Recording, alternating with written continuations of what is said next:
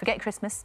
It's about Rickmas this year, as 80s pop legend Rick Astley released his brand new Christmas single. Rick joins us now. Rick, that looks like real good fun. It's great to see you. How are you? Morning, Lorraine. How are you doing? I'm good, thanks. Yeah, I'm very good. To be honest, I can't actually believe I'm seeing that on the TV because we did it for a laugh, really, so it seems a bit strange. Really, you did, and you did it really quickly, didn't you? The song was written really quickly, and then this video. Tell us about how the making of the video, because it was, as you say, just for yourself and for a bit of a laugh. Yeah, well, obviously, under the present circumstances, we had to think of something that we could do and be distant, so we did it green screen. And then when we started looking at the green screen process, we just kind of thought, we've got to go full on with this. We've got to go full on bonkers cheese. So that's what we did. But we really had a good laugh doing it. And everybody mucked in. It's a lot of people from our office and stuff. And obviously the girls that I work with live.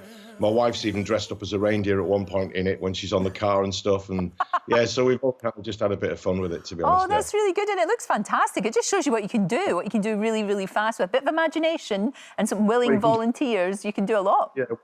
What you can do with £25.50, yeah, I know, it's amazing. That's good. But listen, tell me about TikTok. I've never quite managed to get into TikTok. I love to watch it. But you have really embraced it, haven't you? Well, just recently. To be honest, that's what partly spurred on doing a Christmas song. Yeah, there you go. We've just done a few sort of daft things, and obviously, if I pull that raincoat out, we tend to get quite a lot of high figures views and whatnot. So yeah, and I just thought, well, I'll just do a little Christmas ditty next time. I'll just kind of get the acoustic out and sit on a stool and just sing for people on TikTok.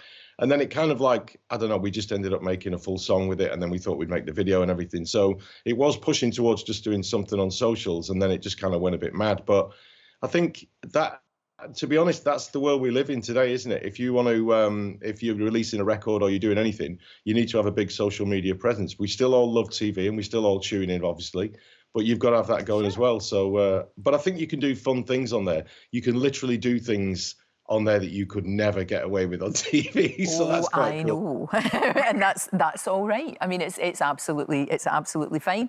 Now I know that you love doing what you're doing now, but we know that when you first started out, and it was huge. I mean, Rick, it was crazy, wasn't it? And you stepped away for a little while, and we know that earlier on this week, Jesy from Little Mix has done the same. She's just taken herself out of the situation, which absolutely seems to me the right thing to do, if that's right for you at the time, as it was for you when you decided to take some time out. Yeah, but also I think that they're a good example of how different the music business is today. That obviously they came through a TV show, and nothing wrong with that, but I mean they came through a totally different process than I did. And I also think they've come into the music business where social media is so enormous, as we say, that they've got all that to deal with as well. And I just think at some point, you know, under the spotlight that they are under, and you know, bands like One Direction and stuff, I kind of think it's a bit different. And I can totally understand when somebody says, look, I just need to have a break from this.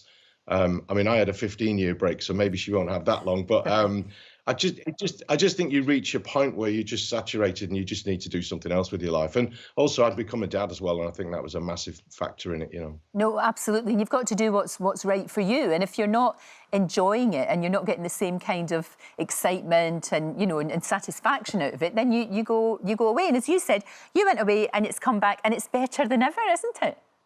It is. Well, obviously, it's on a much smaller scale now for me, but I'm really, really comfortable with that. We get to gig around the world and, you know, still do a lot of the highlight moments that I always really love doing. But if I go to my local supermarket, nobody clocks me. Well, they don't at the moment because I've got a mask and a big hat on. But nobody clocks me, and it's great, you know. So I think I've got the best of both worlds at the moment. I get to gig the way I want to. I still get to make music, even if it's a Christmas song, but I also get that thing of you know, just going to my local shops, and I can go to the, you know, local cafe and pub and nobody bats an eyelid. Do you know what? I think that's the best possible balance. You've got the balance absolutely right. I know you're going to be on tour next year, and you're doing a special concert as well for people that work for the NHS, you know, the amazing people that have been in the front line since all of this started. And is it just your way of saying thanks, I guess? Yeah, I mean, I think my wife manages me, and I think when we were out clapping and banging pots and pans for the NHS, like everybody else in the street, I think we just came in one evening and just said, come on, we've got to do something. Everyone's doing a little bit of something. And that was the obvious thing for us to do. So I think we're doing a gig. Well, I know we are. We're doing a gig in Manchester and we're doing a gig in London. And as soon as we can go out and do gigs, we'll be doing them again, and hopefully that's going to be May, fingers crossed, and we'll see how we go. So, and I think those nights are going to be fun because obviously it won't just be my fans at a gig like that. It'll be a big mix, and so we're just going to play a bunch of covers as well. I'll do my old hits, obviously, some new ones, but we're just going to have a bit of fun with it, to be honest. And there may even be a costume or two. You never know. That raincoat's got to come out. That raincoat has got to come out. I mean, that is, you know, that's iconic. It's got to be there. And what about Christmas this year? What are your plans? Is it just going to be quite quiet? And what are you going to be up to? It's very quiet. Yeah, our daughter lives in Denmark, where my wife is from. She's been there about 8 years and loves it. And we've just kind of made the joint decision for her just to stay there. She's got family there, obviously. We've got friends there. She's got a lot, you know, big group of friends there. And I think she's just going to stay there and just, you know, we're going to do this. We're going to get in touch with the internet. And I just think it's the safest, sensible option, and we're going to celebrate Christmas in July instead, so we'll do that in the back garden. Do you know what? That's what you should be doing in the back garden if you're lucky enough to have one. Absolutely, absolutely. And how are things in Denmark? Is it all right? Is she okay? Just things... they've been amazing up until very recently, and they've had a proper lockdown recently, but up until then their numbers have been incredible. But they are in a lockdown right now, so yeah, they're just, you know, everyone around the world, everywhere, we've all suffered through this one way or another. A lot more than others. I've been really lucky, I think. But I mean, I think it's affected everybody emotionally, mentally, you know, and obviously physically for a lot of people as well. So yeah, it really has. You're right about the emotional thing. I think this Christmas, when we're all doing our Zoom calls, there's going to be a lot of tears shed. It is. I think that it'll be a very emotional time. And New Year as well, because I always think New Year is very emotional. You know, it's time to look back and look forward. And yeah, it'll be tough, but you know, here's hoping 2021 is going to be better, Rick.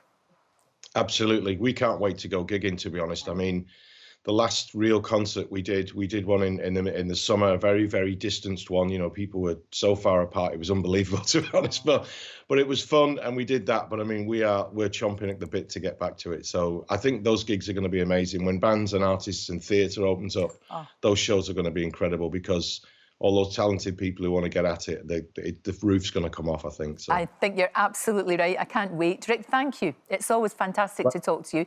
The single Love This Christmas is out right now. You have a good one. Thank you. Don't forget, you can watch full episodes of Lorraine on the ITV Hub and all the best clips, compilations and playlists right here on our channel. Just subscribe now and you'll never miss an upload. Click here to watch another video similar to this one, or click here to head to our channel's homepage to explore all of our exciting videos.